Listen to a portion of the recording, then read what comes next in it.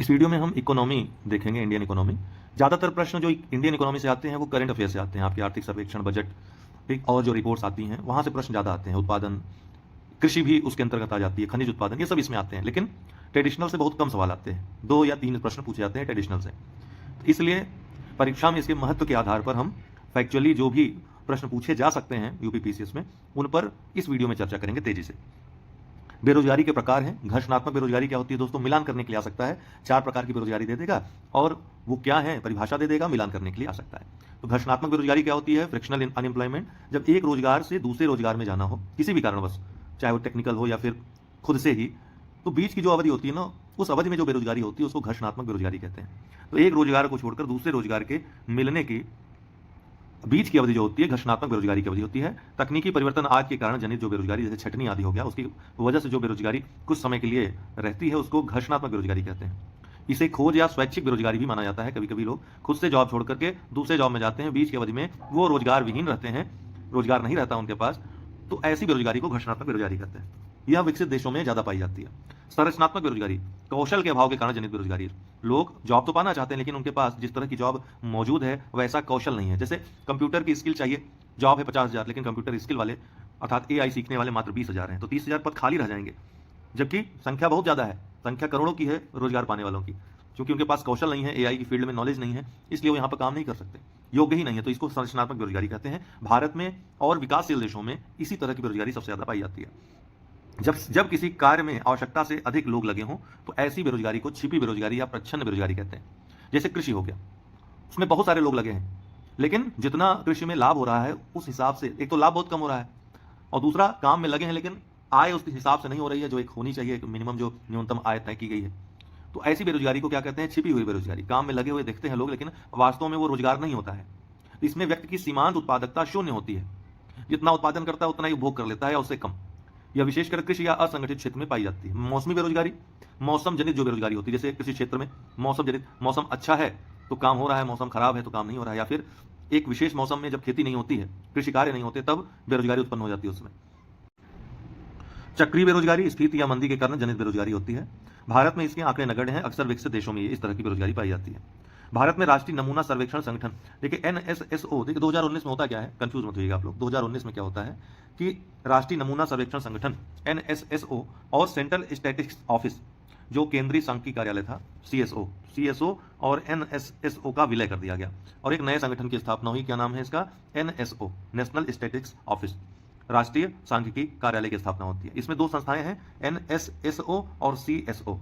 तो अब अभी भी एनएसएसओ और सीएसओ काम कर रहे हैं, लेकिन नाम किसका हो रहा है? एनएसओ का नाम हो रहा है। तो अब अगर पूछेगा कि राष्ट्रीय नमूना सर्वेक्षण संगठन, अब पूछेगा कि भारत में रोजगार और बेरोजगारी संबंधित आंकड़े संकलित और प्रकाशित कौन करता है, तो अब अगर एनएसएसओ और एनएसओ दोनों साथ में रहेंगे तो आंसर एनएसओ हो जाएगा, अन्यथा एनएसएसओ होगा। ठीक है।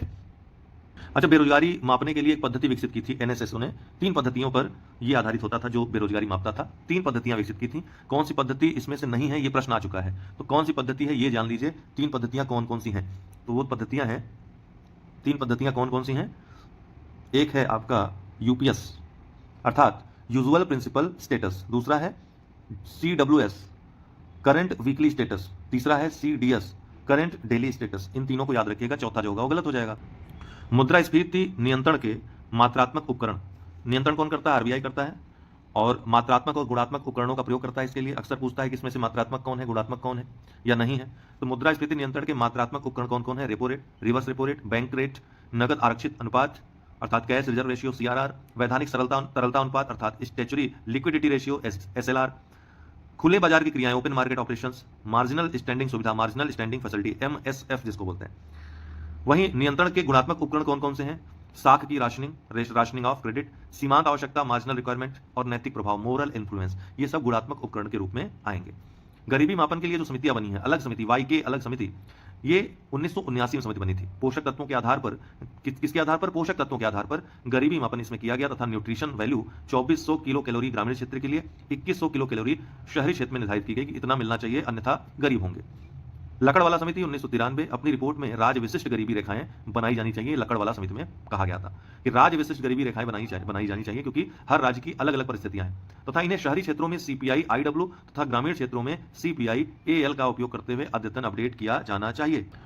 सीपीआई आईडब्ल्यू मतलब इंडस्ट्रियल वर्कर्स के लिए कंज्यूमर प्राइस इंडेक्स, और सीपीआई एल मतलब एग्रीकल्चरल लेबर के लिए कंज्यूमर प्राइस इंडेक्स।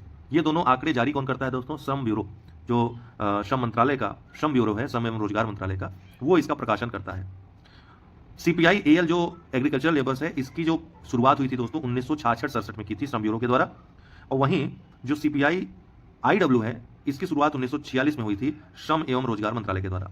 ठीक है, और सीपीआई आईडब्ल्यू का वर्तमान में जो आधार वर्ष है 2016 है, और सीपीआई एल का अर्थात एग्रीकल्चरल लेबर का जो वर्तमान में आधार वर्ष है वो 1986-87 है।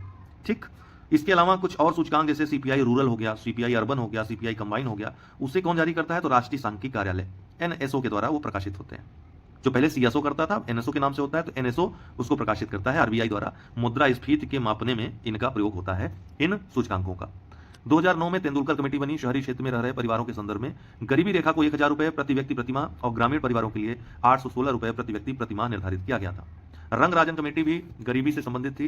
रंग राजन कमेटी 2014 से संबंधित है। अखिल भारतीय स्तर पर ग्रामीण क्षेत्र में 972 रुपए प्रतिमाह अर्थात 32 रुपए प्रतिदिन प्रति व्यक्ति तथा शहरी क्षेत्र में 1407 रुपए प्रतिमाह अर्थात 47 रुपए प्रतिदिन निर्धारित किया गया था। इसके तहत उत्पादन से संबंधित महत्वपूर्ण क्रांतियां: स्वर्ण क्रांति फल या शहद उत्पादन संबंधित है, हरित क्रांति खाद्यान्न उत्पादन से संबंधित है, श्वेत क्रांति दुग्ध उत्पादन से, नीली क्रांति मत्स्य उत्पादन से, भूरी क्रांति उर्वरक उत्पादन से, रजत क्रांति या सिल्वर रिवोल्यूशन अंडा उत्पादन से, काली क्रांति पेट्रोलियम उत्पादन से, पीली क्रांति तिलहन उत्पादन से संबंधित है। पंचवर्षीय योजनाओं में प्राथमिकता के प्रमुख क्षेत्र: पहली पंचवर्षीय योजना 1951 से 56 तक, ये किस मॉडल पर आधारित थी? तो हैरोल्ड डोमर मॉडल पर आधारित थी। कृषि को प्राथमिकता दी गई थी। दूसरी पंचवर्षीय योजना में 1956 से 61 तक था। महालनोबिस पीसी महालनोबिस मॉडल पर दूसरी पंचवर्षीय योजना ये आधारित थी। उद्योग क्षेत्र को इसमें प्राथमिकता दी गई थी। इसमें भिलाई, दुर्गापुर और राउरकेला में स्टील प्लांट लगाए गए थे। इसके अलावा हाइड्रो इलेक्ट्रिक पावर प्रोजेक्ट की स्थापना भी इसका लक्ष्य था। यहाँ पर छूट गया है, थोड़ा सा टाइपिंग एरर हो गई है, टाइप में छूट गया है। भिलाई, दुर्गापुर, राउरकेला में क्या था? स्टील प्लांट लगाए गए थे, जिसमें भिलाई में किसकी सहायता से? रूस की सहायता से, दुर्गापुर में ब्रिटेन की सहायता से और राउरकेला में जर्मनी की सहायता से स्थापित किए गए थे स्टील प्लांट। जबकि हाइड्रो इलेक्ट्रिक पावर के प्रोजेक्ट की स्थापना भी इसका लक्ष्य थी। तीसरी पंचवर्षीय योजना 1961 से। एक बात ध्यान रखिएगा आप लोग, जब हम स्टील प्लांट बता ही रहे हैं तो इसको भी ध्यान रखिए कि भारत में लौह इस्पात कारखाना या स्टील प्लांट और सहयोगी देश कौन कौन रहे, तो उसके लिए आप लोग सूत्र भी याद रख सकते हैं, ट्रिक भी, कि भिलाई में रूस, भीरू से याद रखिएगा, राउरकेला में जर्मनी ने, दुब्री अर्थात दुर्गापुर में ब्रिटेन की सहायता से, और बोकारो से याद रखिएगा बोरू, बोकारो से बोकारो और रू से रूस। एक बात और ध्यान रखिएगा कि द्वितीय पंचवर्षीय योजना में 3 स्थानों पर, कहां? भिलाई, राउरकेला और दुर्गापुर में। तृतीय पंचवर्षीय योजना में बोकारो झारखंड में, और चतुर्थ पंचवर्षीय योजना में तमिलनाडु के सलेम में, आंध्र प्रदेश के विशाखापट्टनम में और कर्नाटक के विजयनगर या बेल्लारी में स्टील प्लांट से लगे थे, लौह इस्पात कारखाने लगे थे। तीसरी पंचवर्षीय योजना दोस्तों गॉडगिल मॉडल पर आधारित थी। कृषि और उद्योग को इसमें दोनों को महत्व दिया गया था समान रूप से। 1964 में पूर्व सोवियत संघ के सहयोग से बोकारो आयरन स्टील इंडस्ट्री की स्थापना कहां पर की गई? बोकारो झारखंड में। तब ये बिहार में आता था। चौथी पंचवर्षीय योजना 1969 से 74, स्थिरता के साथ विकास, आय में असमानताओं को समाप्त करना। पांचवी पंचवर्षीय योजना बहुत महत्वपूर्ण थी, गरीबी उन्मूलन और जनसंख्या नियंत्रण, खासकर गरीबी हटाओ का नारा पंचवर्षीय योजना में, पांचवी पंचवर्षीय योजना में दिया गया था। रोलिंग प्लान या अनवरत योजना पूछता है अक्सर, ये किस पंचवर्षीय योजना के बाद या किस पंचवर्षीय योजना में लागू हुई थी? तो पांचवी पंचवर्षीय योजना के बाद। और छठी पंचवर्षीय योजना में जब जनता पार्टी की सरकार आ जाती है तो छठी पंचवर्षीय योजना को अनवरत योजना, रोलिंग प्लान नाम दे देती है। और भारत में रोलिंग प्लान को लागू करने का श्रेय किसे दिया जाता है अगर पूछा जाए तो डीटी लकड़वाला को। सरकार कौन है जो लागू करती है? जनता पार्टी की सरकार लागू करती है। इन दोनों को याद रखिएगा। और पांचवी पंचवर्षीय योजना को 1 वर्ष पूर्व ही समाप्त कर दिया जाता है। किसने? जनता पार्टी सरकार ने किया था 1978 में। उसके स्थान पर रोलिंग प्लान लागू किया था। ये सारी चीजें आपको मालूम होनी चाहिए, भले पुरानी हो गई लेकिन आ सकती हैं। ठीक, केंद्र सरकार की महत्वपूर्ण योजनाएं और उनके शुरुआत का वर्ष, तारीख: प्रधानमंत्री जनधन योजना 28 अगस्त 2014 को, स्वच्छ भारत मिशन 2 अक्टूबर 2014 को, सांसद आदर्श ग्राम योजना 11 अक्टूबर 2014 को, मिशन इंद्रधनुष टीकाकरण के लिए 25 दिसंबर 2014 को, प्रधानमंत्री सुरक्षा बीमा योजना 9 मई 2015 को, डिजिटल इंडिया 1 जुलाई 2015 को, स्टार्टअप इंडिया 16 जनवरी 2016 को। प्रमुख बैंकिंग शब्दावलियां: देयता, लायबिलिटी क्या होती है? वह जो भविष्य में बैंक द्वारा वापस करना है, जैसे डिपॉजिट्स, विभिन्न प्रकार की बचत, लघु बचत योजनाएं, अर्थात जो बैंकों द्वारा ली गई हैं। बाकी अन्य जो है वैसे बैंक दर हो गया आरबीआई जिस दर पर वाणिज्यिक बैंकों को दीर्घकालिक ऋण उपलब्ध कराता है उसे बैंक रेट कहते हैं। ये दीर्घकालिक ऋण होते हैं जो रिजर्व बैंक ऑफ इंडिया बैंकों को उपलब्ध कराता है। रेपो रेट क्या है? आरबीआई जिस दर पर वाणिज्यिक बैंकों को अल्पकालिक ऋण उपलब्ध कराता है। रेपो रेट अल्पकालिक ऋण है जो बैंक को प्राप्त होता है आरबीआई से। रिवर्स रेपो रेट वह दर है जिस पर आरबीआई वाणिज्यिक बैंकों से धन उधार लेता है। रिवर्स रेपो है आरबीआई बैंकों से जब उधार लेगा उस पर जो दर लगेगी जो बैंक लेंगे आरबीआई से उसको रिवर्स रेपो रेट कहते हैं। नगद आरक्षित अनुपात, बैंकों द्वारा अपनी कुल जमा का कुछ हिस्सा आरबीआई के पास रखना होता है उसे नगद आरक्षित अनुपात कहते हैं। वहीं बैंकों द्वारा अपनी कुल जमा का कुछ हिस्सा अपने पास सुरक्षित रखना होता है उसे वैधानिक तरलता अनुपात कहते हैं, स्टैच्यूटरी लिक्विडिटी रेशियो कहते हैं। प्रमुख वित्तीय संस्थाएं और उनकी स्थापना। भारतीय रिजर्व बैंक की स्थापना 1 अप्रैल 1935 को हुई। भारतीय औद्योगिक ऋण व निवेश निगम की स्थापना आईसीआईसीआई की जनवरी 1955 में। भारतीय स्टेट बैंक की स्थापना 1 जुलाई 1955 को। भारतीय लघु उद्योग विकास बैंक सिडबी की स्थापना अप्रैल 1990 में। क्षेत्रीय ग्रामीण बैंक की स्थापना 2 अक्टूबर 1975। भारतीय जीवन बीमा निगम की स्थापना सितंबर 1956 में। राष्ट्रीय कृषि तथा ग्रामीण विकास बैंक नाबार्ड की स्थापना 12 जुलाई 1982 को। वैश्विक बहुआयामी गरीबी सूचकांक global multi dimensional poverty index MPI, संयुक्त राष्ट्र विकास कार्यक्रम यूएनडीपी और ऑक्सफोर्ड गरीबी और मानव विकास पहल ओपीएचआई ने वर्ष 2010 में इसको शुरू किया था। यह सूचकांक 3 आयामों स्वास्थ्य, शिक्षा और जीवन स्तर के 10 संकेतकों में अभाव को मापता है। स्वास्थ्य में पोषण, बाल मृत्यु दर, शिक्षा में स्कूली शिक्षा के वर्ष स्कूल में उपस्थिति के जो दिन है, जीवन स्तर में खाना पकाने का ईंधन, स्वच्छता, पीने का पानी, बिजली, आवास और संपत्ति। ये 10 संकेतक आते हैं 3 आयामों में, इन पर आधारित होता है। ये 2010 में शुरू हुआ था। अर्थव्यवस्था से संबंधित महत्वपूर्ण शब्दावलियां, राजकोषीय घाटा, ऋण आदानों को घटाकर कुल प्राप्तियों की तुलना में कुल व्यय की अधिकता जो होती है। बजटीय घाटा, कुल प्राप्तियों की तुलना में कुल व्यय की अधिकता, अर्थात कुल प्राप्तियों में कुल व्यय को घटाया जाता है। राजस्व घाटा, राजस्व प्राप्तियों की तुलना में राजस्व व्यय अर्थात राजस्व प्राप्तियां माइनस राजस्व व्यय। प्राथमिक घाटा, ऋणादानों और ब्याज अदायगियों को घटाकर कुल प्राप्तियों की तुलना में कुल व्यय की अधिकता। ठीक, तो ये क्या होता है? प्राथमिक घाटा होता है। तो राजकोषीय घाटा में ब्याज अदायगियां अगर घटा दें तो हमको प्राथमिक घाटा प्राप्त हो जाता है। अर्थात मान लीजिए अगर 10,000 रुपये राजकोषीय घाटा है और ब्याज भुगतान जो है वो मान लीजिए 6,000 रुपये है, तो 10,000 माइनस 6,000 4,000 यही प्राथमिक घाटा हो जाएगा। तो प्राथमिक घाटा क्या होगा? हमेशा राजकोषीय घाटे से कम होगा। ठीक, महत्वपूर्ण कर सुधार समितियां। अधिया समिति किससे संबंधित है? 2016, ये कर सुधार से संबंधित है। और कब से? 2016 में। सिफारिशें क्या की थी इसने? पूरे देश में एक समान कर प्रणाली जीएसटी लागू करने की, अप्रत्यक्ष करों को सरल बनाने और एकल कर ढांचा लागू करने की। इनका जो पूरा नाम था हसमुख अधिया था दोस्तों। क्या नाम था? हसमुख अधिया। और ये वित्त सचिव रहे हैं भारत सरकार के। जीएसटी और प्रत्यक्ष कर सुधार में उनकी बहुत महत्वपूर्ण भूमिका रही है, इसलिए अधिया समिति अभी पूछा नहीं गया है, याद रखिएगा। एलके झा फिर नरसिम्हम कमेटी है 1991 में प्रथम और 1998 में द्वितीय नरसिम्हम कमेटी बनती है। इसकी सिफारिशें किससे संबंधित थी? बैंकिंग क्षेत्र में सुधार से संबंधित थी। ठीक है, इसके अलावा कर प्रणाली में पारदर्शिता लाना, ये भी इसने इसके संबंध में भी सुधार की सिफारिशें दी थी। केलकर कमेटी 2002 सबसे महत्वपूर्ण है कर सुधार से कमेटी, केलकर कमेटी। इसका भी जो सिफारिशें थी प्रत्यक्ष और अप्रत्यक्ष कर दोनों के लिए थी। राजा चिलैया समिति 1991 में, इसकी सिफारिशें भी प्रत्यक्ष और अप्रत्यक्ष दोनों तरह के कर सुधार से संबंधित थी। प्रत्यक्ष कर प्रणाली को सरल और व्यापक बनाने की इसने सिफारिश दी थी। कर दरों को युक्तिसंगत बनाना भी इसके तहत शामिल था। महत्वपूर्ण योजनाएं। प्रधानमंत्री जनधन योजना 28 अगस्त 2014 को शुरू हुई। इसका उद्देश्य बैंकिंग सुविधाओं की उपलब्धता सुनिश्चित करना, वित्तीय समावेशन को बढ़ावा देना। प्रधानमंत्री उज्ज्वला योजना 1 मई 2016 को मऊ जो जिला है उत्तर प्रदेश का, वहां से शुरू किया गया प्रधानमंत्री द्वारा। गरीब परिवारों को मुफ्त एलपीजी कनेक्शन प्रदान करना जिससे उनके जीवन में, खासकर महिलाओं के जीवन में सुधार हो सके। प्रधानमंत्री फसल बीमा योजना 13 जनवरी 2016 को, किसानों को फसल नुकसान से बचाने के लिए बीमा सुविधा प्रदान करने के लिए। स्वच्छ भारत मिशन 2 अक्टूबर 2014 को, देश भर में स्वच्छता सुनिश्चित करना और खुले में शौच से मुक्ति दिलाना इसका उद्देश्य था। प्रधानमंत्री आवास योजना, इसकी शुरुआत 25 जून 2015 को की गई।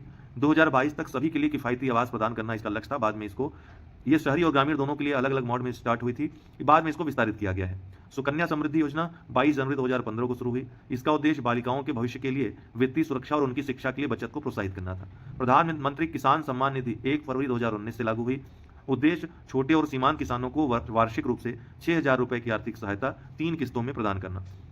आयुष्मान भारत योजना 23 सितंबर 2018 को दोस्तों, इसकी जो शुरुआत हुई थी वो पायलट मोड में हुई थी। व्यापक रूप से शुरुआत जो हुई थी वो 25 सितंबर को होना था, 23 सितंबर 2018 को हुई थी। ठीक है, डेट सही है। बीजापुर छत्तीसगढ़ में 2018 14 अप्रैल को इसको पायलट मोड में लॉन्च किया था प्रधानमंत्री ने। ठीक है, इसकी जो पूरे देश में शुरुआत हुई थी 23 सितंबर 2018 को झारखंड की राजधानी रांची से प्रधानमंत्री ने की थी। तो 23 सितंबर 2018 के दिन आयुष्मान भारत योजना, प्रधानमंत्री जन आरोग्य योजना जिसको कहते हैं, लागू हुई थी। ठीक, इसका उद्देश्य गरीब और वंचित परिवारों को प्रति परिवार 5 लाख रुपए तक की स्वास्थ्य बीमा सुविधा प्रदान करना। मेक इन इंडिया कार्यक्रम 25 सितंबर 2014 को शुरू हुई। इसका उद्देश्य भारत को वैश्विक विनिर्माण केंद्र बनाना और रोजगार के अवसर बढ़ाना। प्रधानमंत्री मुद्रा योजना 8 अप्रैल 2015 को छोटे व्यवसायों को वित्तीय सहायता प्रदान करना इसका लक्ष्य है। अर्थशास्त्र से संबंधित महत्वपूर्ण शब्दावलियां जीडीपी सकल घरेलू उत्पाद क्या है, किसी देश की एक निश्चित अवधि में निर्मित सभी वस्तुओं और सेवाओं का कुल मूल्य। इन्फ्लेशन स्फीति या महंगाई जिसको कहते हैं, सामान और सेवाओं की कीमतों में वृद्धि हो जाती है, मुद्रा का मूल्य में गिरावट आ जाती है। डिफ्लेशन अवमूल्यन जिसको कहते हैं, सामान और सेवाओं की वस्तु और सेवाओं की कीमतों में गिरावट आ जाती है, जो आमतौर पर आर्थिक मंदी के दौरान देखी जाती है। ठीक उल्टी स्थिति है ये इन्फ्लेशन की। मॉनेटरी पॉलिसी मौद्रिक नीति, केंद्रीय बैंक द्वारा मुद्रा आपूर्ति और ब्याज दरों के नियंत्रण के माध्यम से अर्थव्यवस्था को प्रभावित करने की नीति। फिस्कल पॉलिसी राजकोषीय नीति, सरकार द्वारा। मौद्रिक नीति केंद्रीय बैंक रिजर्व बैंक द्वारा। फिस्कल पॉलिसी सरकार द्वारा करों और सरकारी खर्चों के माध्यम से अर्थव्यवस्था को प्रभावित करने की नीति। बैलेंस ऑफ पेमेंट भुगतान संतुलन, किसी देश की अंतर्राष्ट्रीय लेन देन का रिकॉर्ड जिसमें निर्यात आयात और वित्तीय प्रवाह शामिल होते हैं। रिजर्व बैंक ऑफ इंडिया से संबंधित महत्वपूर्ण तथ्य, यह भारत का केंद्रीय बैंक है जिसकी स्थापना हिल्टन यंग आयोग की संस्तुति पर सिफारिश पर 1 अप्रैल 1935 को की गई। आरबीआई का राष्ट्रीयकरण 1 जनवरी 1949 को किया गया था दोस्तों। इसका मुख्य उद्देश्य मुद्रा नियंत्रण, बैंकिंग प्रणाली का विनियमन और वित्तीय स्थिरता सुनिश्चित करना है। आरबीआई की मुद्रा नीति देश में मुद्रास्फीति और मुद्रास्फीति जनित दबाव को नियंत्रित करने में महत्वपूर्ण भूमिका निभाती है। तरलता संबंधी जो निर्णय होते हैं, तरलता को भी यह प्रभावित करता है। रेपो रेट और रिवर्स रेपो रेट का निर्धारण रिजर्व बैंक ऑफ इंडिया द्वारा किया जाता है, जिससे बैंकिंग प्रणाली में नकदी या तरलता प्रवाह को नियंत्रित किया जाता है। आरबीआई के प्रथम गवर्नर कौन थे? Osborne Smith. स्वतंत्र भारत के प्रथम आरबीआई गवर्नर थे सीडी देशमुख। आरबीआई के वर्तमान गवर्नर कौन है? शक्तिकांत दास अब हट गए हैं। उनके स्थान कौन आ गया है दोस्तों? संजय मल्होत्रा नाम है इनका। अभी हाल ही में बने हैं कुछ समय पहले 26वें governor reserve bank of India के। भारत में मुद्रा आपूर्ति के 4 मानदंड हैं, M1, M2, M3, M4। ठीक, इनको देखेंगे। M1 को संकुचित मुद्रा या नैरो मनी कहते हैं। इसमें सबसे तरल संपत्तियां होती हैं। तो सबसे तरल संपत्तियां एकदम पैसा ही पैसा किसमें रहता है? M1 में, जिन्हें तुरंत नगद में बदला जा सकता है, इसीलिए इसको नैरो मनी संकुचित मुद्रा भी कहते हैं। इसमें शामिल क्या क्या है? चलन में मौजूद नकदी जैसे नोट और सिक्के, मांग जमाएं जैसे बैंक के चालू खाते, बचत खाते, अन्य निकासी योग्य जमा जैसे बैंक ट्रांसफर या डिमांड ड्राफ्ट। M1 सीधे इस्तेमाल की जा सकने वाली मुद्रा है जो सबसे अधिक तरल होती है। M1 सबसे अधिक तरल होती है। दूसरा है M2। इसमें M1 और डाकघर बचत खाता दोनों शामिल होते हैं। इसमें M1 के तो सभी घटक शामिल होते हैं, साथ ही इसमें डाकघर के बचत खाते जैसे पोस्ट ऑफिस सेविंग्स भी जुड़े जाते हैं। यह थोड़ा कम तरल होता है, M1 की तुलना में कम तरल है, लेकिन फिर भी आसानी से नकदी में बदला जा सकता है। M3, M1 और दीर्घकालिक जमा इसमें शामिल होते हैं। तो M3 को व्यापक मुद्रा, ब्रॉड मनी कहा जाता है। पूछता भी है कौन ब्रॉड मनी है? M3। इसमें M1 के सभी घटक होते हैं और इसके साथ बैंक की दीर्घकालिक जमाएं, फिक्स डिपॉजिट जो एक निश्चित अवधि के बाद ही निकाली जा सकती हैं, भी शामिल हो जाती हैं। क्या नहीं होता है? डाकघर के बचत खाते इसमें नहीं शामिल होते हैं, वो M2 में शामिल होते हैं। M4 में M3 और डाकघर की अन्य जमाएं शामिल होती हैं। ठीक है, डाकघर की अन्य जमा शामिल होती है M3 के अलावा। तो M3 हुआ मतलब M1 इसमें इंक्लूड है। ठीक है, तो M4 सबसे व्यापक मुद्रा आपूर्ति माप है। तो सबसे ब्रॉड मनी कौन है? वो है M4। इसमें M3 के सभी घटक शामिल होते हैं। इसके साथ ही डाकघर की अन्य जमाएं जैसे समय जमा भी जोड़ी जाती है। ठीक है, यह बहुत कम तरल होता है क्योंकि इसमें, या सबसे कम तरल यही होता है क्योंकि इसमें ऐसी जमाएं शामिल होती हैं जो तुरंत नकदी में नहीं बदली जा सकती हैं। विशेष तथ्य हैं जो हमने आप लोगों को ग्रुप में दिए हैं, बहुत ही महत्वपूर्ण तथ्य हैं, बहुत दुर्लभ तथ्य हैं। डाकू राज्य की उपमा किस कालखंड को प्रदान की गई है अर्थव्यवस्था के संदर्भ में? तो 1765 से 1772 ईस्वी, विशेषकर बंगाल में। उस समय के.एम. पडिक्कर ने इस समय को डाकू राज्य की उपमा प्रदान की थी। अंग्रेजों के द्वारा जबरदस्त लूट की गई बंगाल में। उत्तरी भारत में भूमि कर व्यवस्था का जनक किसे माना जाता है? मार्टिन बर्ड को, उत्तरी भारत में भूमि कर व्यवस्था का जनक। मानवीय गरीबी सूचकांक किस वर्ष में विकसित किया गया था दोस्तों? 1997 में। The land system of British India किस विद्वान की उपयोगी पुस्तक है? The land system of British India, तो B.H. बेडेन पावल की। भारत में आधुनिक उद्योग का आरंभ किसके द्वारा और कौन सी मिल स्थापना के साथ माना जाता है? भारत में आधुनिक उद्योग का आरंभ 1854 में C.N. ढेबर द्वारा मुंबई में सूती मिल की स्थापना के साथ माना जाता है। भारत में प्रमुख उद्योगों की स्थापना और वर्ष, तो सूती वस्त्र उद्योग की स्थापना 1818 में फोर्ट ग्लोस्टर कोलकाता में किया गया था। कागज उद्योग की स्थापना 1832 में श्रीरामपुर पश्चिम बंगाल में। चीनी उद्योग की स्थापना 1840 बेतिया बिहार में और 1903 में प्रतापपुर देवरिया उत्तर प्रदेश में विशेष रूप से किया गया था चीनी उद्योग की स्थापना। तो शुरुआती तौर पर चीनी उद्योग उत्तर प्रदेश और बिहार, इन 2 राज्यों में चीनी उद्योग स्थापित किया गया था। सीमेंट उद्योग 1904 में चेन्नई में स्थापित किया गया था। जूट उद्योग 1855 में रिषड़ा पश्चिम बंगाल में। लौह इस्पात उद्योग 1870 में कुल्टी पश्चिम बंगाल में। ऊनी वस्त्र उद्योग 1876 में कानपुर में। कृत्रिम रेशा रेयान 1920 में त्रावणकोर केरल में। एल्यूमिनियम 1937 में जेके नगर में। भारी अभियांत्रिकी 1958 में रांची झारखंड में। सिद्धांत एवं विभिन्न प्रतिपादक उसके, गरीबी का दुष्चक्र दृष्टिकोण, प्रच्छन्न बेरोजगारी सिद्धांत, संतुलित विकास का सिद्धांत, ये सब रेगनर वर्क्स के सिद्धांत हैं, रेगनर नक्स के सिद्धांत हैं। कौन? गरीबी का दुष्चक्र, प्रच्छन्न बेरोजगारी, संतुलित विकास का सिद्धांत रेगनर नक्स से जुड़ा हुआ है। प्लानिंग एंड द पुअर, ये पुस्तक भी थी वी एन मिन्हास की। किसकी? वी एन मिन्हास की, प्लानिंग एंड द पुअर। असंतुलित विकास का सिद्धांत किसने दिया? हर्षमैन ने, असंतुलित विकास का सिद्धांत। An inquiry into the poverty of nations, ये पुस्तक है किसकी? गुरनार मेडाल की, an inquiry into the poverty of nations. प्रबल धक्का का सिद्धांत किसने दिया? रोजस्टीन रोडा ने, प्रबल धक्का का सिद्धांत। Stages of economic growth Rostow ने दिया, स्टेजेस ऑफ इकोनॉमिक ग्रोथ, ये पुस्तक थी किसकी? रोस्टोव की, लेख था इनका एक, बाद में पुस्तक का रूप धारण किया इसने। Social welfare and collective choice, ये भी पुस्तक है किसकी? अमर्त्य सेन की, social welfare and collective choice. भुगतान सामर्थ्य दृष्टिकोण किसका है दोस्तों? भुगतान सामर्थ्य दृष्टिकोण एडम स्मिथ का है। इष्टतम करारोपण का सिद्धांत किसने दिया था? आर्थर लेफर ने, इष्टतम करारोपण का सिद्धांत। व्यय कर की अवधारणा किसने दी थी? कोल्डार ने। टोबिन टैक्स की अवधारणा जेम्स टोबिन ने दी थी। मूल्यवर्धित कर वैट की अवधारणा किसने दी थी? इसके प्रथम प्रतिपादक एफ वॉन सीमेंस थे, बाद में मॉरिस फारे और कार्ल शूब भी इस अवधारणा का उन्होंने भी विकास किया। न्यूनतम त्याग का सिद्धांत जे एस गिल से जुड़ा हुआ है। Zero base budgeting Peter Pyhrr ने इसकी अवधारणा रखी थी। कर देय क्षमता की अवधारणा क्लार्क की है। कार्यात्मक वित्त का सिद्धांत ए पी लर्नर का है। क्षतिपूरक राजकोषीय सिद्धांत जॉन मेनार्ड किन्स का है, क्षतिपूरक राजकोषीय सिद्धांत। अधिकतम सामाजिक कल्याण का सिद्धांत डाल्टन पीगू का है। अर्थशास्त्र की परिभाषाओं का वर्गीकरण, धन संबंधी परिभाषा एडम स्मिथ और जे बी से, जो से जिनको कहा जाता है, इन्होंने धन संबंधी परिभाषाएं दी अर्थशास्त्र की। कल्याण संबंधी परिभाषा से कौन जुड़ा हुआ है? जे एस मिल और मार्शल। दुर्लभता संबंधी अवधारणा से जुड़े हुए हैं रॉबिन्स, इन्होंने वैज्ञानिक परिभाषाएं दी अर्थशास्त्र की। विकास संबंधी सिद्धांत से कौन जुड़ा हुआ है परिभाषा से? सैमुअल्सन। सैमुअल्सन ने समय तत्व को आधार बनाया था अर्थशास्त्र की परिभाषा का। मार्शल की पुस्तक कौन है? प्रिंसिपल ऑफ इकोनॉमिक्स, किसकी पुस्तक है? मार्शल की, पूछा जा चुका है। कार्ल मार्क्स की पुस्तक का नाम क्या है? दास कैपिटल, 1867 में प्रकाशित हुई थी। जे एम कीन्स की पुस्तक का नाम बहुत महत्वपूर्ण है, the theory of employment interest and money, 1936 में प्रकाशित हुई थी। विभिन्न सिद्धांत, एंगल का सिद्धांत जो कि अर्नेस्ट एंगल ने दिया था, क्या कहता है कि एक परिवार की आय बढ़ाने पर उसका खाने पीने की वस्तुओं पर खर्च का प्रतिशत कम हो जाता है। मतलब आय बढ़ती है तो खाने पीने की वस्तुओं पर खर्च का प्रतिशत कम हो जाता है। ये अर्नेस्ट एंगल का सिद्धांत है, क्योंकि फिर बचत लोग करने के बारे में सोचने लगते हैं। ग्राशम का नियम क्या है? यदि किसी देश में घटिया और बढ़िया दो प्रकार की मुद्राएं एक साथ चलन में हों तो घटिया मुद्राएं बढ़िया मुद्राओं को चलन से बाहर कर देती हैं। ग्रशम के नियम है ये। से का बाजार नियम क्या है? पूर्ति स्वयं अपनी मांग उत्पन्न करती है। अगर पूर्ति है तो मांग अपने आप उत्पन्न होगी। ये से का बाजार संबंधी नियम था। यह नियम वस्तु विनिमय और मुद्रा विनिमय दोनों पर लागू होता है। यह प्रतिष्ठित रोजगार सिद्धांत का मर्म बिंदु है, जिसे से ने दिया था। कीन्स का रोजगार सिद्धांत क्या था? रोजगार की मात्रा प्रभावपूर्ण मांग पर निर्भर करती है। अगर मांग प्रभावी है तो रोजगार उसी हिसाब से बढ़ेगी, मांग कम है तो रोजगार कम होगा। विभिन्न वक्र और गुणांक, लॉरेंज वक्र, ये सापेक्ष गरीबी से संबंधित है। विभिन्न आय वर्गों के बीच असमानता की माप करता है। गिनी गुणांक आय या संपत्ति के वितरण में असमानता की माप करता है। सापेक्ष गरीबी की यह भी माप करता है। गिनी गुणांक का माप जितना अधिक होगा, समाज में असमानता उतनी ही अधिक होगी। कुछ नेट्स वर्ग, प्रति व्यक्ति आय की वृद्धि के साथ प्रारंभ में आय की विषमता बढ़ती है, बाद में आय की वृद्धि के साथ आय वितरण की विषमता कम होने लगती है। कुछ नेट्स वर्ग में ये दिखता है। यदि हम इन दोनों के संबंधों को वक्र द्वारा प्रदर्शित करें, किसमें? प्रति व्यक्ति आय और आय की विषमता में, तो वह उल्टे यू आकार की प्राप्त होती है। फिलिप्स वक्र, इसके द्वारा बेरोजगारी की दर और मुद्रा स्फीति के व्युत्क्रम संबंधों को दर्शाया जाता है। यदि किसी भी देश में बेरोजगारी की दर कम है तो मजदूरी दर अधिक होगी। बेरोजगारी दर अगर कम है, अर्थात बेरोजगारी कम है तो मजदूरी की दर अधिक होगी, और यदि बेरोजगारी की दर अधिक है तो मजदूरी दर जो दर होगी वो कम होगी। अर्थात बेरोजगारी ज़्यादा है तो कम पैसे में लोग काम करने, बेरोजगारी अगर कम है, रोजगार ज़्यादा है तो लोग पैसे की ज़्यादा डिमांड करेंगे। फिलिप्स वर्ग इसका निर्धारण करता है। पर्यावरणीय कुजनेट्स वर्ग, अभी आपने कुजनेट्स वर्ग देखा, एक पर्यावरणीय इन्वायरमेंटल कुजनेट्स वर्ग भी है। आर्थिक विकास की दर तथा प्रदूषण के केंद्रीकरण के मध्य पाए जाने वाले संबंध को यह प्रदर्शित करता है। आर्थिक विकास की दर और प्रदूषण का केंद्रीकरण, इसके मध्य जो संबंध है उसको प्रदर्शित करता है। लाफर वर्ग, यदि करारोपण की दरों को कम कर दिया जाए तो अर्थात कर की दर को, टैक्स को कम कर दिया जाए तो सरकार को प्राप्त होने वाले राजस्व में वृद्धि होगी, क्योंकि लोग कर देने के लिए आगे आएंगे। लेकिन यह वृद्धि एक सीमा तक ही होगी। करों की दरों में इस सीमा से अधिक कमी कर दिए जाने पर करागत राजस्व में कमी आ जाएगी।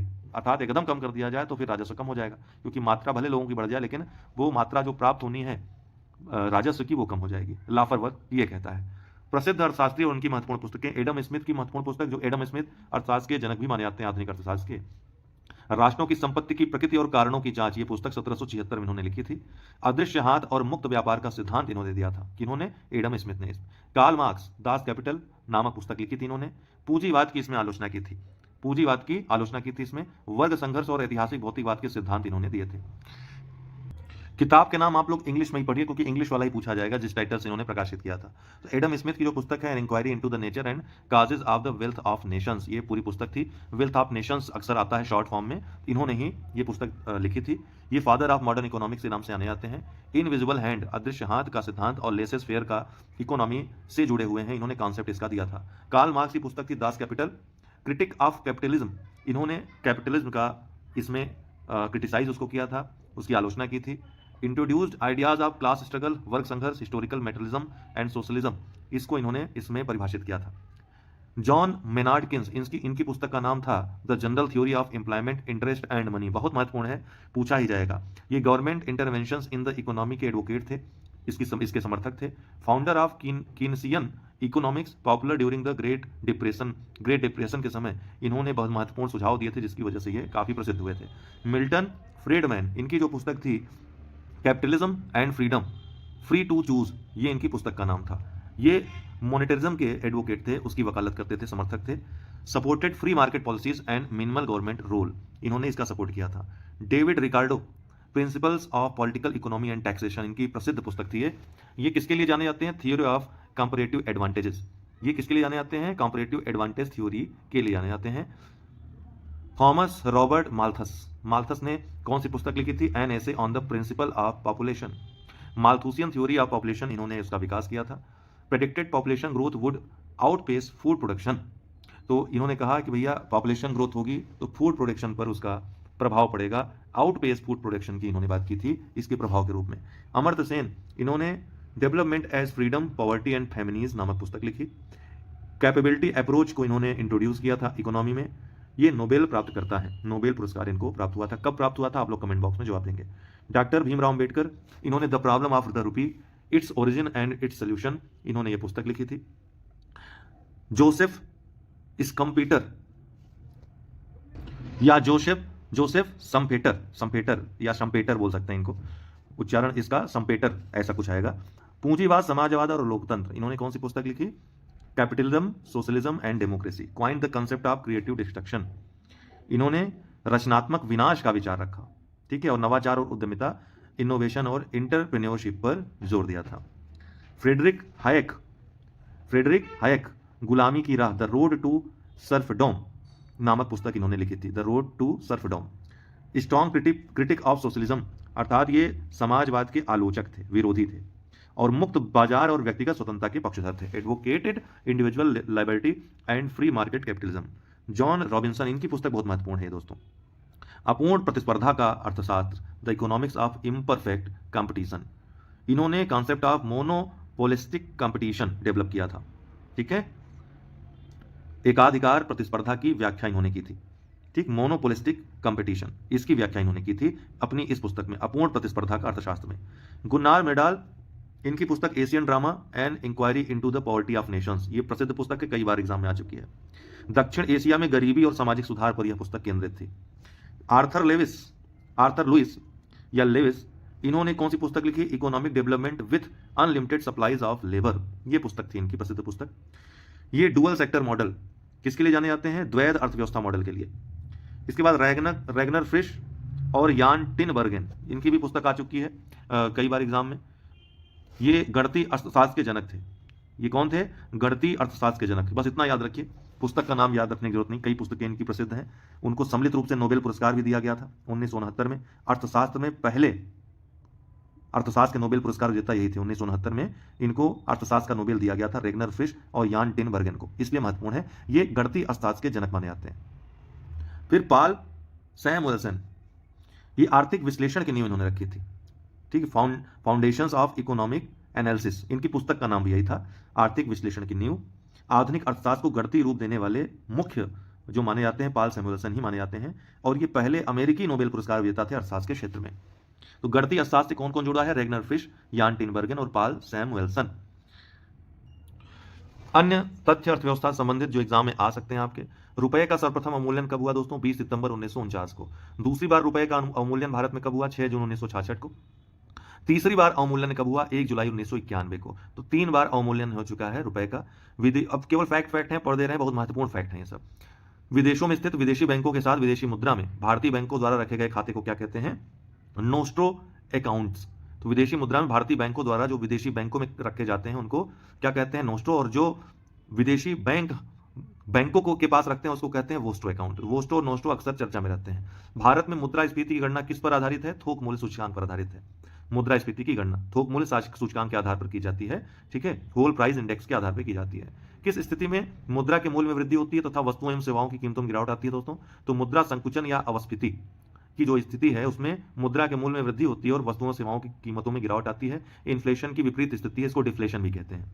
मुद्रास्फीति के दुष्परिणामों को दूर करने के लिए जानबूझकर मुद्रा की मात्रा कम करने की को क्या कहते हैं? मुद्रा की मात्रा, यहां पर मुद्रा की वैल्यू नहीं दोस्तों, मुद्रा की मात्रा कम करने को क्या कहते हैं? मुद्रा अपस्फीति कहते हैं। 1950-51 में भारत के सकल घरेलू उत्पाद में कृषि का योगदान कितना था? 52.2% था। वर्तमान में लगभग 13-14% है। रबी की फसलों की बुआई कब की जाती है दोस्तों? अक्टूबर, नवंबर, दिसंबर के आसपास। रबी की फसलों में कौन सी फसलें आती हैं? तो गेहूं, जौ, चना, मटर, सरसों, आलू आदि। खरीफ की फसलों की बुआई जून जुलाई के आसपास की जाती है। खरीफ की फसलों में कौन सी फसलें आती हैं? ज्वार, बाजरा, मक्का, तिल, मूंगफली, अरहर आदि। जायद की फसलों को कब पैदा किया जाता है? मार्च से जुलाई के मध्य। जायद की फसलों में तरबूज, खरबूज, ककड़ी, पशुचारा ये सब आते हैं जो कम समय के लिए होते हैं। व्यापारिक या नकदी फसलें कपास, गन्ना, तिलहन, चाय, जूट, तंबाकू ये सब व्यापारिक या नकदी फसलें कहलाती हैं। भारत में सर्वाधिक मात्रा में खाद्यान्न का उत्पादन किसका होता है? चावल का। धान जो है दोस्तों यह या चावल ये कौन सी फसल है? खरीफ की फसल है। देश में कृषि के अंतर्गत किस तरह के उर्वरकों का सर्वाधिक उपयोग होता है? नाइट्रोजनी उर्वरकों का। हरित क्रांति से किस फसल के उत्पादन में सबसे अधिक वृद्धि हुई दोस्तों? गेहूं की। मोटे अनाज के अंतर्गत बाजरा, ज्वार, रागी, मक्का और जौ आदि आते हैं। कृषि के अंतर्गत ट्रैक्टर्स के उपयोग की दृष्टि से भारत का विश्व में चौथा स्थान है। काली चाय का विश्व में सबसे बड़ा उत्पादक और उपभोक्ता देश भारत है। भारत का विश्व दुग्ध उत्पादन में पहला स्थान है। ऑपरेशन फ्लड कार्यक्रम कब शुरू किया गया था? श्वेत जो इसको क्रांति कहते हैं 1970 में। ऑपरेशन फ्लड कार्यक्रम किसके उत्पादन में बढ़ोतरी से संबंधित है? दूध के उत्पादन में। ऑपरेशन फ्लड कार्यक्रम के सूत्रधार कौन थे? डॉक्टर वर्गीज कुरियन। मोती देने वाली मछलियां कहां पकड़ी जाती है? मन्नार की खाड़ी में। भारत में सबसे पहले किस बैंक की स्थापना की गई थी? बैंक ऑफ हिंदुस्तान की। कब? 1770 में। बैंक ऑफ बंगाल की स्थापना कब हुई थी दोस्तों? 1806 में। बैंक ऑफ बॉम्बे की स्थापना मिलान करने के लिए आया भी था 1840 में। बैंक ऑफ मद्रास 1843 में। Bank of Madras, bank of Bombay और बैंक ऑफ बंगाल को मिला करके इनका विलय करके किस बैंक की स्थापना की गई थी? इंपीरियल बैंक ऑफ इंडिया, जो आज स्टेट बैंक ऑफ इंडिया है। इंपीरियल बैंक ऑफ इंडिया की स्थापना कब की गई? 1921 में दोस्तों। इंपीरियल बैंक ऑफ इंडिया का राष्ट्रीयकरण कब किया गया? 1955 में। डेट पूछे तो 1 जुलाई 1955 को इसका राष्ट्रीयकरण किया गया था भारतीय स्टेट बैंक का। इलाहाबाद बैंक की स्थापना कब की गई दोस्तों? 1865 में। भारतीयों द्वारा संचालित पहला बैंक कौन सा था? अवध कमर्शियल बैंक, जिसकी स्थापना 1881 में की गई थी। पूरी तरीके से भारतीयों का पहला बैंक कौन था? पंजाब नेशनल बैंक, जो कि भारतीय द्वारा स्थापित और संचालित दोनों था। भारतीय रिजर्व बैंक ने कार्य करना कब शुरू किया दोस्तों? 1 अप्रैल 1935 को। भारतीय बैंकिंग अधिनियम पारित कब किया गया? 1949 को। 6 बड़े व्यावसायिक बैंकों का राष्ट्रीयकरण 1980 को किया गया। इसके पहले ये दूसरा राष्ट्रीयकरण था बैंकों का। इसके पहले 1969 में पहली बार बैंकों का राष्ट्रीयकरण किया गया था। 14 बैंक उस समय राष्ट्रीयकृत हुए थे। भारतीय रिजर्व बैंक की दूसरी अनुसूची में सम्मिलित बैंकों को क्या कहते हैं? अनुसूचित बैंक कहते हैं। किस समिति की रिपोर्ट के आधार पर निजी क्षेत्र में बैंक स्थापित करने की अनुमति प्रदान कर दी गई? नरसिम्हन समिति की सिफारिश पर निजी क्षेत्र प्राइवेट बैंक हैं उनको स्थापित करने की अनुमति प्रदान की गई। बैंकों के ग्राहकों की शिकायतों का निदान कराने के लिए बैंकिंग लोकपाल योजना कब शुरू की गई? 14 जून 1995 को। भारतीय रिजर्व बैंक ने कब तक पाकिस्तान के लिए भी केंद्रीय बैंक के रूप में कार्य किया? 30 जून 1948 तक। भारतीय रिजर्व बैंक में एक गवर्नर के अलावा कितने डिप्टी गवर्नर होते हैं? 4। रिजर्व बैंक अधिकतम किस मूल्य वर्ग तक के बैंक नोट जारी कर सकता है? 10,000 रुपए तक के। रिजर्व बैंक अधिकतम किस मूल्य वर्ग तक के सिक्के जारी कर सकता है? अधिकतम 1,000 रुपए तक के। रिजर्व बैंक नोट मुद्रण प्राइवेट लिमिटेड की स्थापना कब की गई? तो मुद्रण लिमिटेड की स्थापना कब की गई? 3 फरवरी 1995 को। रिजर्व बैंक नोट मुद्रण लिमिटेड की स्थापना 3 फरवरी 1995 की गई। उस दर को क्या कहते हैं जिस पर केंद्रीय बैंक प्रथम श्रेणी तथा अनुमोदित हुंडियों का जमानत के आधार पर देश में वाणिज्यिक बैंकों को ऋण प्रदान करता है? उसे बैंक दर कहते हैं। ये दीर्घकालिक ऋण होते हैं दोस्तों, जो आरबीआई बैंकों को प्रदान करता है। प्रत्येक अनुसूचित वाणिज्यिक बैंकों को अपनी जमा का एक निश्चित अंश भारतीय रिजर्व बैंक के पास नगद रूप में रखना अनिवार्य होता है, जिसे कैश रिजर्व रेशियो या नगद आरक्षित अनुपात कहते हैं, CRR कहते हैं। राष्ट्रीय साख परिषद की स्थापना कब की गई? नेशनल क्रेडिट काउंसिल की स्थापना 22 दिसंबर 1977 को की गई। भारतीय ऋण गारंटी निगम की स्थापना कब की गई दोस्तों? 1971 को। भारतीय ऋण गारंटी निगम का नाम बदलकर जमा राशि बीमा एवं ऋण गारंटी निगम अर्थात DICGC कब किया गया? 1978 में। भारतीय रिजर्व बैंक ने बचत बैंक खातों पर ब्याज दरों का विनियमन कब समाप्त कर दिया? 25 अक्टूबर 2011 को आरबीआई ने बचत बैंक खातों पर ब्याज दरों का विनियमन समाप्त कर दिया था। National electronic funds transfer NEFT देश में कब शुरू की गई? अक्टूबर 2005 में। भारतीय प्रतिभूति व्यापार निगम की स्थापना कब की गई? 1994 में। भारत की पहली depository national security depository limited NSDL की स्थापना कब की गई? 8 नवंबर 1996 को। NPS वगैरह NSDL ही उसकी नोडल इकाई है।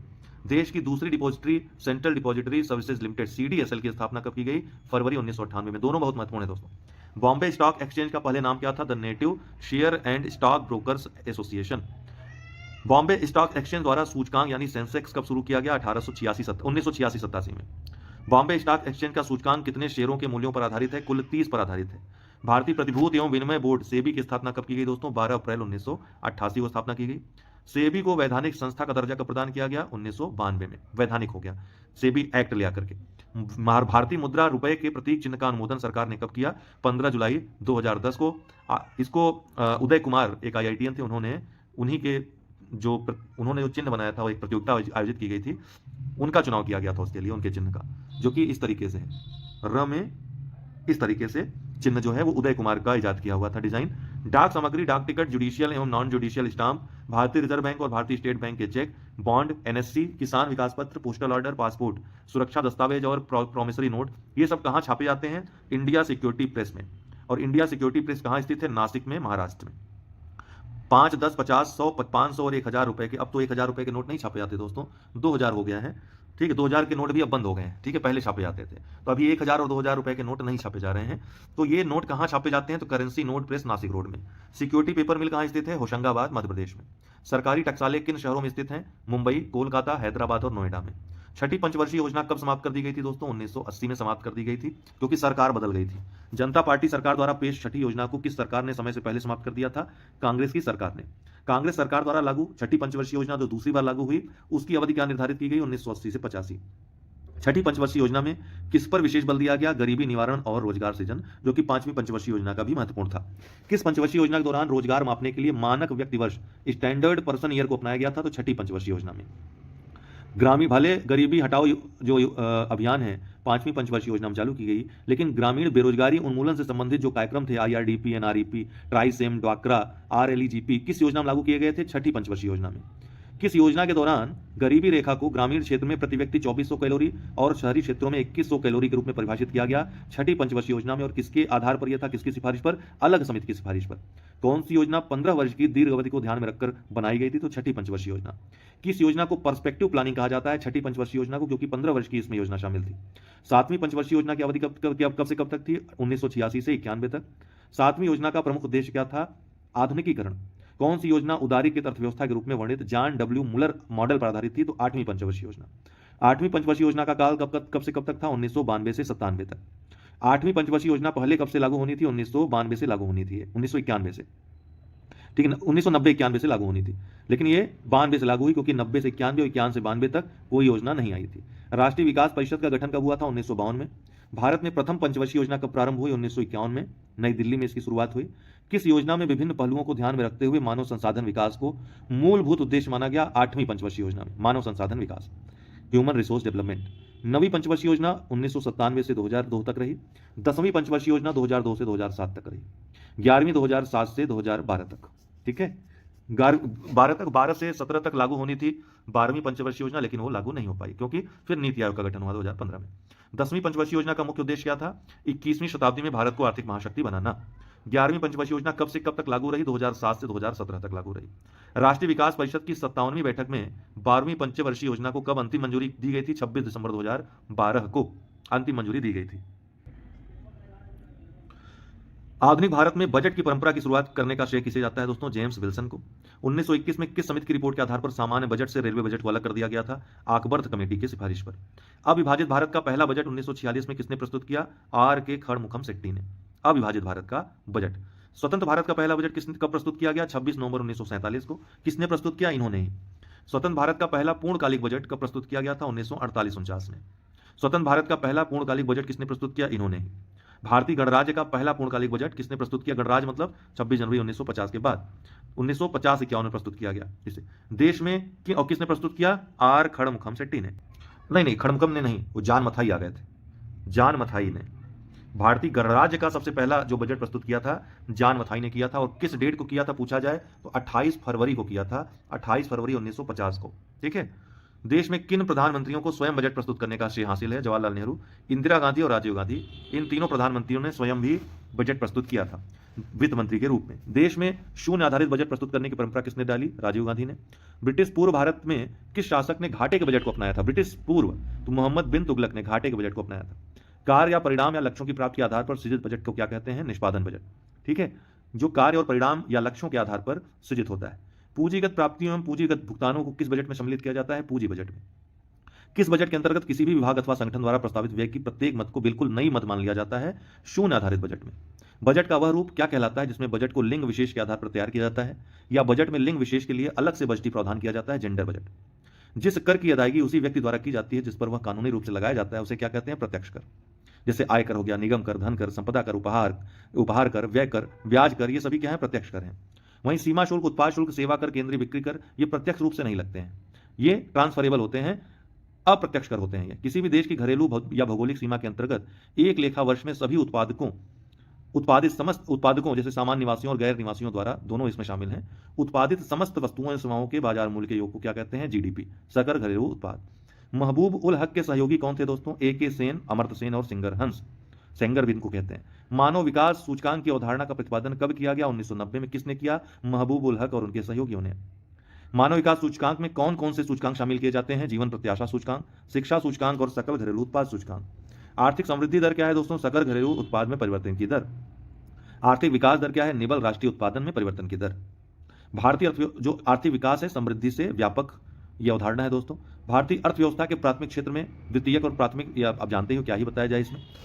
1950-51 और 1990-91 के मध्य भारतीय अर्थव्यवस्था की वृद्धि की दर क्या रही? 4.1% रही। अगर इन दोनों के बीच देखें, 50-51 और 1991 के बीच भारतीय अर्थव्यवस्था की वृद्धि दर। वहीं 1991-92 और 2011-12 के बीच भारतीय अर्थव्यवस्था की वृद्धि दर क्या रही? 6.9%। भारत में आर्थिक नियोजन की अवधारणा किस देश के मॉडल पर आधारित है? सोवियत संघ के मॉडल पर। आर्थिक नियोजन की अवधारणा को विकसित करने का श्रेय किसे दिया जाता है? सोवियत संघ को। पहली बार प्रथम पंचवर्षीय योजना सोवियत संघ में कब लागू की गई? 1928 में। भारत में आर्थिक नियोजन प्रणाली शुरू करने का श्रेय किसे जाता है? सर विश्वेश्वरैया को।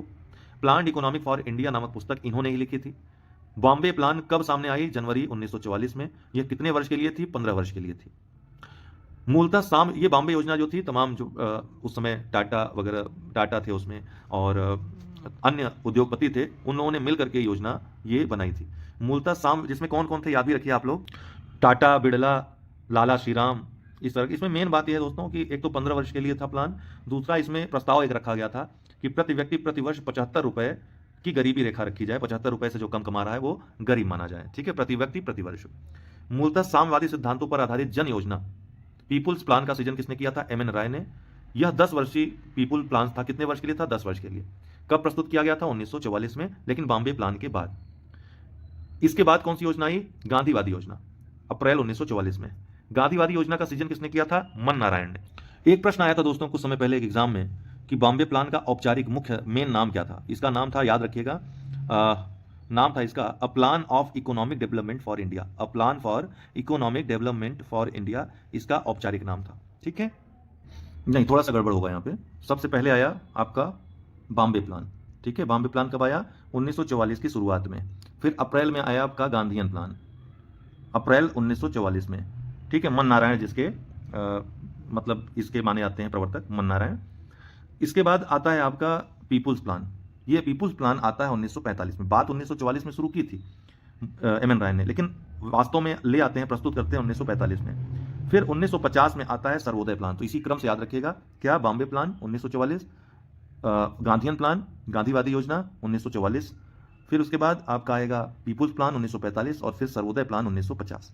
इसके पहले भी कुछ प्लान्स थे, उसको भी याद रखना है आपको, तो उसको भी याद रखिए। जैसे 1934 के आसपास विश्वेश्वरैया ने एक प्लान दिया था, उन्होंने एक मॉडल दिया था, तो विश्वेश्वरैया मॉडल हो जाएगा या विश्वेश्वरैया प्लान जिसको कहेंगे। और 1934 में ही उनके बाद फिक्की ने एक प्लान दिया था, तो उसको फिक्की प्लान आप कहेंगे। इसके बाद कांग्रेस ने भी प्लान दिया था 1938 में, जवाहरलाल नेहरू ने। ठीक, तो ये सब आप इसी क्रम में याद रखिए। मेन जो है, जो बॉम्बे प्लान है, गांधीयन प्लान है, पीपुल्स प्लान है और सर्वोदय प्लान है, यही पूछता है मेनली। ठीक है, तो कहाँ थे हम? स्वतंत्र गांधीवादी योजना का सृजन किसने किया था? मन नारायण, या फिर इनका नाम श्रीमन नारायण अग्रवाल, पूरा नाम इनका श्रीमन नारायण अग्रवाल था, इन्होंने किया था। स्वतंत्र भारत की पहली औद्योगिक नीति कब घोषित की गई थी? 1948 में। औद्योगिक अधिनियम कब पारित किया गया जिसका उद्देश्य उद्योगों का नियोजित विकास एवं नियमन करना था? 1951 में। अहिंसात्मक ढंग से शोषण विहीन समाज की स्थापना के मुख्य उद्देश्य वाली सर्वोदय योजना का प्रकाशन 30 जनवरी 1950 को हुआ। सर्वोदय योजना का विकास जयप्रकाश नारायण ने किया था। कोलंबो योजना भी एक महत्वपूर्ण थी, वो कब आई थी? उसकी अवधि कब थी? 1951 से 1957। इंटीग्रल कोच फैक्ट्री आईसीएफ तथा चितरंजन लोकोमोटिव की स्थापना किस योजना के दौरान हुई? द्वितीय पंचवर्षीय योजना के। किस पंचवर्षीय योजना की विफलता के कारण 3 वर्ष तक योजना अवकाश रहा? तीसरी पंचवर्षीय योजना की विफलता के कारण। वार्षिक योजनाएं किन वर्षों में लागू की गई थी? 1966 से 69 के मध्य। किस पंचवर्षीय योजना के दौरान कृषि क्षेत्र में हरित क्रांति का आरंभ हुआ था? किसी भी योजना के दौरान नहीं, उस समय योजना अवकाश चल रहा था। 1966-67 में हरित क्रांति जब लागू हुई। चौथी पंचवर्षीय योजना की अवधि क्या रही? 1969 से 1974। यह किस मॉडल पर आधारित थी? Open consistency model. तो पूछेगा ओपन कंसिस्टेंसी मॉडल के पर आधारित कौन सी अर्थव्यवस्था थी? चौथी पंचवर्षीय योजना। किसने तैयार किया था इस मॉडल को? अशोक रुद्र और एलन एस मात्रे ने। इसका मूल उद्देश्य क्या था इस योजना का? स्थिरता के साथ आर्थिक विकास और आत्मनिर्भरता की प्राप्ति। 14 बैंकों का राष्ट्रीयकरण, एमआरटीपी अधिनियम और बफर स्टॉक की धारणा चौथी पंचवर्षीय योजना में ही लागू हुई। 14 बैंकों का राष्ट्रीयकरण कब किया गया था? 1969 में। गरीबी हटाओ का नारा सर्वप्रथम किस पंचवर्षीय योजना में दिया गया? पांचवीं पंचवर्षीय योजना में, जिसकी अवधि 1974 से 79 थी, लेकिन पहले ही समाप्त कर दी गई है 1978 में। किस सरकार ने पांचवीं पंचवर्षीय योजना को 1 वर्ष पूर्व ही समाप्त घोषित कर दिया? जनता पार्टी की सरकार ने। और इसके स्थान पर छठी पंचवर्षीय योजना लागू की, जिसका नाम रोलिंग प्लान नाम दिया। बाद में कांग्रेस सरकार ने इसको भी रोक दिया और पर्सपेक्टिव प्लान लाई 15 वर्ष का। रोलिंग प्लान को भारत में लागू करवाने का श्रेय डीटी लकड़वालों को जाता है। किस सरकार ने देश में विकेंद्रित नियोजन की धारणा को लागू किया? जनता पार्टी सरकार ने। छठी पंचवर्षीय योजना की अवधि 1978 से 83 निर्धारित थी। ठीक है। किसान क्रेडिट कार्ड योजना का शुभारंभ कब हुआ? 1998 ईस्वी में। बाद में 78-79 ये बंद कर दी गई, 80 से 85 लागू की गई जब कांग्रेस सरकार आ गई तो। ठीक है। छठी पंचवर्षीय योजना की अवधि पहले 78 से 83 निर्धारित थी। किसान क्रेडिट कार्ड योजना का शुभारंभ 1998 ईस्वी में हुआ दोस्तों। राष्ट्रीय कृषि विपणन संस्थान कहाँ है? जयपुर में। संशोधित मूल्य वर्धित कर मॉडवेट का संबंध किससे है? उत्पाद शुल्क से है। भारत में सबसे पुराना स्टॉक एक्सचेंज कौन है? Bombay stock exchange. अर्थव्यवस्था में मुद्रा के तुल्य और कीमत स्तर के बीच क्या संबंध होता है? प्रतिलोम संबंध होता है। ठीक है। मुद्रा का मूल्य यहां पर होगा, तुल्य नहीं। मुद्रा के मूल्य और कीमत स्तर के बीच प्रतिलोम अर्थात उल्टा संबंध होता है। मुद्रा का मूल्य बढ़ेगा तो कीमत स्तर कम होगी, मुद्रा का मूल्य कम होगा तो कीमत स्तर क्या होगी? बढ़ेगी। ठीक है। तो मुद्रा का मूल्य कम होगा, कीमत स्तर बढ़ेगी, मुद्रा का मूल्य अधिक होगा तो कीमत स्तर घटेगी। स्टैगफ्लेशन की स्थिति क्या होती है? गतिरोध और मुद्रास्फीति दोनों जब एक साथ होते हैं तो स्टैगफ्लेशन कहते हैं उसे। गरीबी हटाओ का नारा किस पंचवर्षीय योजना करने वाली सर्वोच्च संस्था ने दिया था? तो ये राष्ट्रीय विकास परिषद ने इसको शुरू किया था, लागू किया था। दरअसल पंचवर्षीय योजना जो योजना आयोग था बनाने वाला, योजना आयोग में राज्यों का प्रतिनिधित्व नहीं था, राज्यों का प्रतिनिधित्व रहता था राष्ट्रीय विकास परिषद में। वर्तमान में जो नीति आयोग है, इसने राष्ट्रीय विकास परिषद की आवश्यकता को समाप्त कर दिया है, क्योंकि नीति आयोग में राज्यों का प्रतिनिधित्व है। विदेशी विनिमय प्रबंध अधिनियम कब लागू हुआ? 2003 ईस्वी में। विदेशी विनिमय प्रबंध अधिनियम, जिसको आप फेमा भी कहते हैं, 2003 में लागू हुआ। भारत में वित्तीय वर्ष कब आरंभ होता है दोस्तों? तो 1 अप्रैल से 31 मार्च तक वित्तीय वर्ष माना जाता है भारत में, ध्यान रखिएगा। 1 रुपए का नोट कौन जारी करता है? वित्त मंत्रालय और वित्त सचिव का इसमें साइन होता है। पहला पूर्ण भारतीय बैंक कौन है? Punjab national bank. 1894 में इसकी स्थापना हुई। भारतीय इंपीरियल बैंक की स्थापना कब हुई? 1921 ईस्वी में। सार्वजनिक बैंकों में सबसे बड़ा बैंक यही है, भारतीय स्टेट बैंक, जिसका नाम पहले भारतीय इंपीरियल बैंक था या इंपीरियल बैंक ऑफ इंडिया था। पहले ग्रामीण बैंक की स्थापना कब हुई? 2 अक्टूबर 1975 ईस्वी को। देश का पहला ग्रामीण बैंक कौन सा है? प्रथम बैंक। नाबार्ड बैंक का पूरा नाम क्या है? राष्ट्रीय कृषि एवं ग्रामीण विकास बैंक। कौन सा बैंक दीर्घकालीन साख उपलब्ध कराता है, ऋण उपलब्ध कराता है? भूमि विकास बैंक। भारतीय जीवन बीमा निगम का मुख्यालय कहाँ है? मुंबई में। सहकारी खाद्य साख संगठन का शुभारंभ कब हुआ दोस्तों? 1904 ईस्वी में, सहकारी साख संगठन। भारत का आयात निर्यात बैंक कौन सा है दोस्तों? Exim bank.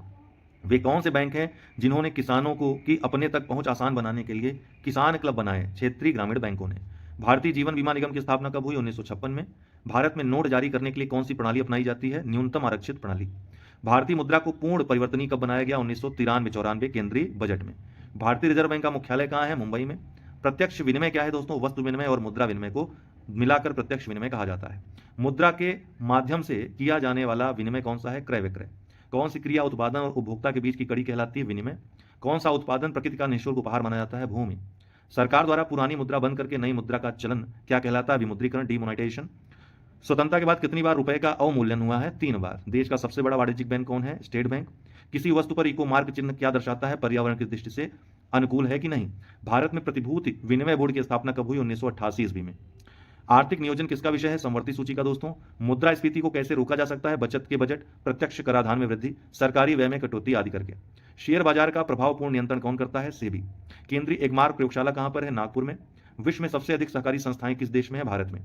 राष्ट्रीय आय की सामाजिक लेखांकन गणना करने की विधि का विकास किसने किया? राष्ट्रीय आय की सामाजिक लेखांकन गणना करने की विधि का विकास रिचर्ड स्टोन ने किया था। जब किसी वस्तु के वास्तविक मूल्य के बजाय मौद्रिक मूल्य से प्रतिक्रिया होती है तो उसे मुद्रा भ्रम कहते हैं। साख मुद्रा को अन्य किस नाम से जाना जाता है? ऐच्छिक मुद्रा के नाम से भी।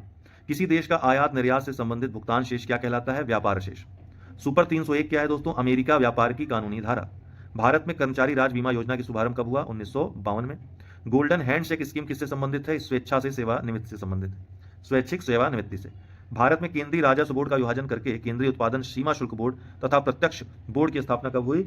1963 में। राष्ट्रीय लेखा सांख्यिकी को क्या कहा जाता है? श्वेत पत्र। लेखा सांख्यिकी को, राष्ट्रीय लेखा सांख्यिकी को श्वेत पत्र भी कहा जाता है। भारतीय रुपए की वर्तमान डिजाइन किसने विकसित की थी? तो डी उदय कुमार ने। काम के बदले अनाज कार्यक्रम कब शुरू हुआ? 1977-78 में। इसी वर्ष अंत्योदय योजना का शुभारंभ हुआ था। बीमा नियामक एवं विकास प्राधिकरण का मुख्यालय कहाँ है? हैदराबाद में। जिस विदेशी मुद्रा में शीघ्र से देशांतरण की प्रवृत्ति हो उसे क्या कहते हैं दोस्तों? गर्म मुद्रा कहते हैं। शून्य आधारित बजट तकनीक किस देश की देन है दोस्तों? संयुक्त राज्य अमेरिका की देन है। भारत में सबसे पहले किस राज्य में शून्य आधारित जीरो बेस्ड बजट तकनीक को अपनाया गया? आंध्र प्रदेश में। भारत में शून्य आधारित बजट प्रणाली किस पंचवर्षीय योजना में लागू हुई? 7वीं पंचवर्षीय योजना में। राजकोषीय घाटे और बजटी घाटे का अंतर किसके बराबर होता है? तो सार्वजनिक ऋण के बराबर होता है। कौन सा योजना काल जो दशक है कृषि उत्पादन की दृष्टि से सबसे अधिक सफल माना जाता है? 1980 का दशक। विशेष आर्थिक जोन अधिनियम एसीजेड एक्ट संसद द्वारा कब पारित किया गया दोस्तों? 2005 में। सामूहिक स्तर पर आर्थिक समस्याओं जैसे सारी अर्थव्यवस्था के कुल उपभोग, कुल रोजगार, राष्ट्रीय आय आदि का अध्ययन किसमें किया जाता है? समष्टि अर्थशास्त्र में। वहीं आय तथा रोजगार सिद्धांत किसे कहा जाता है? समष्टि अर्थशास्त्र को ही। लेकिन केवल एक आर्थिक इकाई की आर्थिक क्रियाओं जैसे एक व्यक्तिगत गृहस्थ की नमक के लिए मांग अथवा कुछ आर्थिक इकाइयों के छोटे से समूह जैसे बाजार की नमक के लिए मांग आदि का अध्ययन किसमें किया जाता है? व्यष्टि अर्थशास्त्र में। जीवन के भौतिक गुणवत्ता सूचकांक का प्रतिपादन किसने किया? जॉन टिनवर्जन ने 1976 में। लेकिन जीवन के भौतिक गुणवत्ता सूचकांक को वैज्ञानिक रूप में प्रस्तुत और विकसित करने का श्रेय किसे जाता है? मॉरिस टी मॉरिस को। तो PQLI जीवन की भौतिक गुणवत्ता सूचकांक PQLI एग्जाम में पूछेगा। सबसे पहले किसने इसका विचार दिया था? तो जॉन टिनवर्जन ने 1976 में। लेकिन इसकी अवधारणा का मुख्य जो श्रेय दिया जाता है मॉरिस डी मॉरिस को ही दिया जाता है। मॉरिस डी मॉरिस को दिया जाता है। इसका आंसर भी यही होगा, उत्तर भी यही होगा, ध्यान रखिएगा। ठीक है, ये प्रश्न कई बार आ चुका है। इसका प्रतिपादन हालांकि 1976 में जॉन टिनवर्जन ने किया। 1979 में मॉरिस डी मॉरिस ने इसको विकसित किया, PQLI को। मानव विकास सूचकांक की अवधारणा का प्रतिपादन किसने किया था? पाकिस्तानी अर्थशास्त्री महबूबुल हक ने। केंद्र व राज्य वित्तीय विवादों का निपटारा कौन करता है? वित्त आयोग। न्यूनतम समर्थन मूल्य का निर्धारण कौन करता है? कृषि लागत व मूल्य आयोग निर्धारण करता है। जो निर्धारण यह करता है उसकी अनुमति संस्तुति कौन देता है? आर्थिक सलाहकार समिति जो होती है प्रधानमंत्री की। ठीक है, आर्थिक मामलों की जो समिति होती है, मंत्रिमंडलीय समिति होती है। उत्पादन का सबसे गतिशील कारक कौन है दोस्तों? पूंजी उत्पादन का सबसे गतिशील कारक होती है।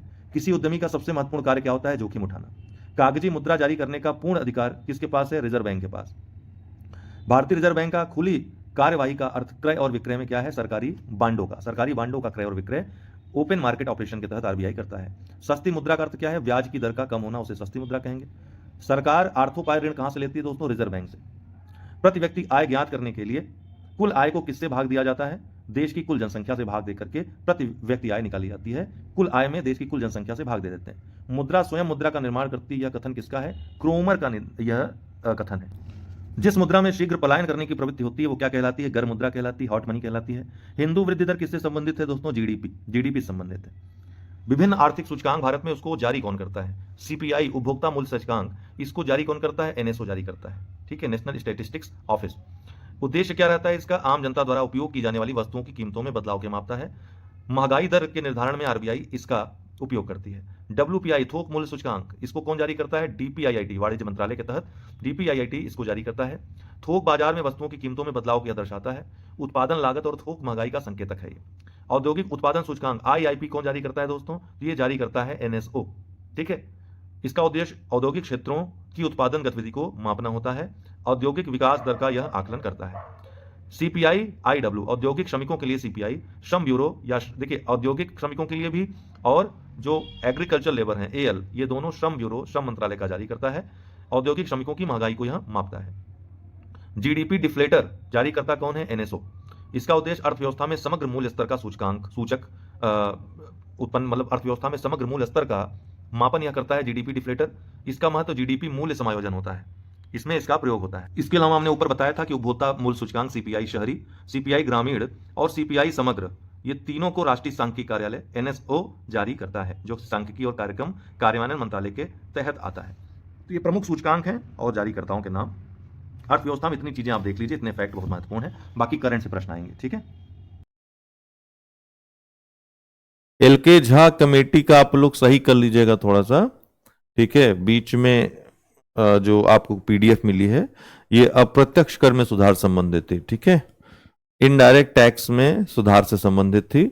इसके अलावा समिति ने काले धन और टैक्स चोरी को रोकने के लिए सख्त कानून और प्रशासनिक उपायों की भी सिफारिश की थी।